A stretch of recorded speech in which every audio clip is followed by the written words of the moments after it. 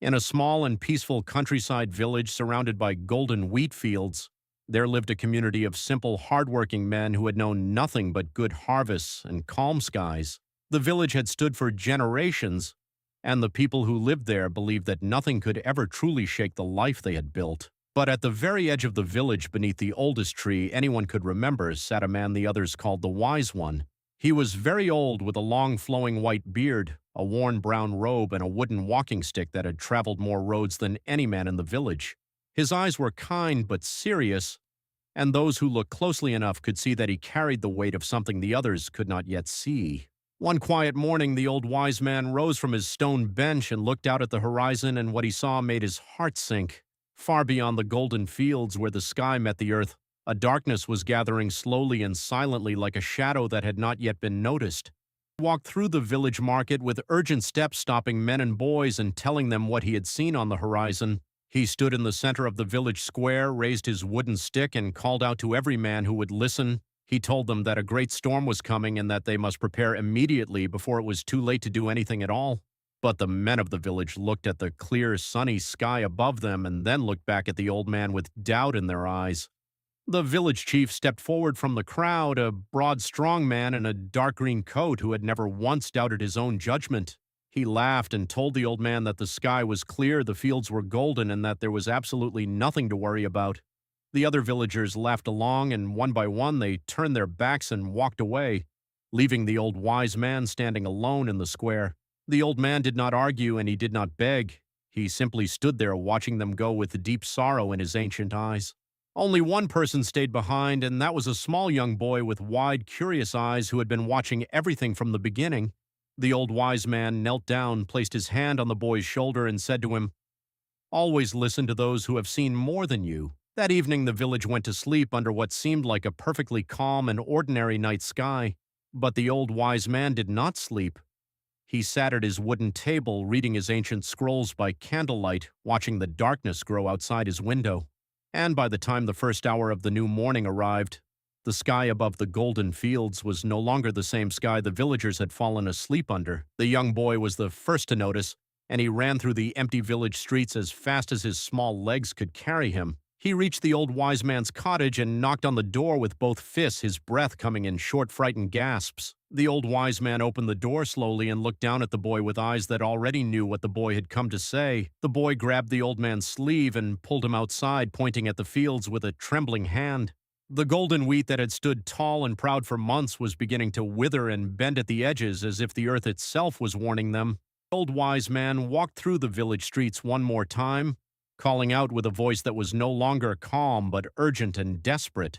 Doors opened and men stepped outside, rubbing sleep from their eyes, looking at the old man with the same impatience they had shown the day before.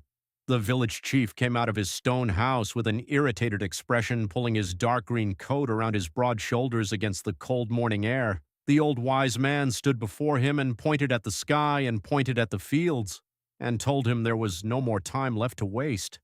The village chief looked up at the sky for a long moment, squinting at the dark clouds that had crept much closer overnight. Then he shook his head, crossed his arms, and told the old man that a few dark clouds were nothing, that every season brought storms, and that life went on. The old wise man looked at the village chief with eyes full of sorrow and said, "I have seen this before, and what is coming is not an ordinary storm." But the village chief turned his back for the second time and walked back inside his stone house and closed the heavy door behind him. An unnatural silence fell over the village. Then the birds stopped singing. The animals disappeared, and even the wind went completely still. The young boy reached up and took the old wise man's wrinkled hand, and the two of them stood together, watching the darkness roll in from the horizon. Then the first crack of lightning split the sky open like a blade, and the thunder that followed shook the ground beneath their feet. The rain came down not gently, but all at once, like the sky had been holding everything back and could hold it no longer. Men ran for their doors and shuttered their windows and pulled their children close as the storm tore through the village with furious, unstoppable force. The ancient trees bent until their branches touched the ground.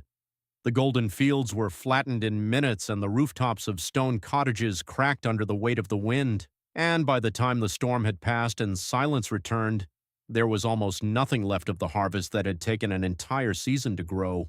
The morning after the storm, the village looked like a different place, entirely gray and broken and very, very quiet. The village chief walked out of his stone house and stood at the edge of his destroyed fields and could not speak a single word. He walked slowly through the flattened crops, stepping over broken branches and shattered wood with hollow, empty eyes. Everything he had worked for, everything he had been so certain about, was lying in pieces on the wet, muddy ground around him. He stopped in the middle of the destroyed field and turned back toward the village, and for the first time in his life he did not know what to do. The young boy found him standing there and without saying a word simply pointed toward the old wise man's cottage at the edge of the village.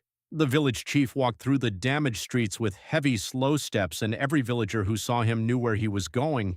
He reached the old wise man's cottage and stood at the doorstep for a long moment before raising his hand and knocking quietly. The door opened and the old wise man stood there looking at the village chief with no anger and no satisfaction, only deep and quiet understanding. The village chief opened his mouth to speak, but no words came out, and instead he slowly went down on one knee and bowed his head in shame. The old wise man reached out his wrinkled hand and placed it gently on the chief's shoulder and lifted him back to his feet without a single word of blame. The village chief looked the old man in the eyes for the first time as an equal and said, "I should have listened, and I am sorry." The old wise man simply nodded and said, "What is done cannot be undone, but what we do now will determine everything that comes after." That same morning, the old wise man stood in the village square and spoke to every man and boy who gathered around him. He told them exactly what needed to be done to rebuild, and the village chief stood beside him this time, listening with humble and respectful eyes. For the first time, the village chief picked up heavy stones with his own hands and worked side by side with the poorest men in the village. And as the days passed, something shifted in the village, not just in the broken walls and the new crops, but in the hearts of the men who lived there. The young boy sat beside the old wise man under the ancient tree one evening as the sky turned gold and asked him why he had never given up on them. The old wise man looked out at the fields where new green shoots were already pushing up through the dark earth and said, "Because giving up on people is the easiest thing in the world, and wisdom is never easy." And from that day forward, whenever the old wise man spoke, the village grew quiet and every man and boy listened because they had learned in the hardest possible way that wisdom ignored today always becomes the storm you face tomorrow.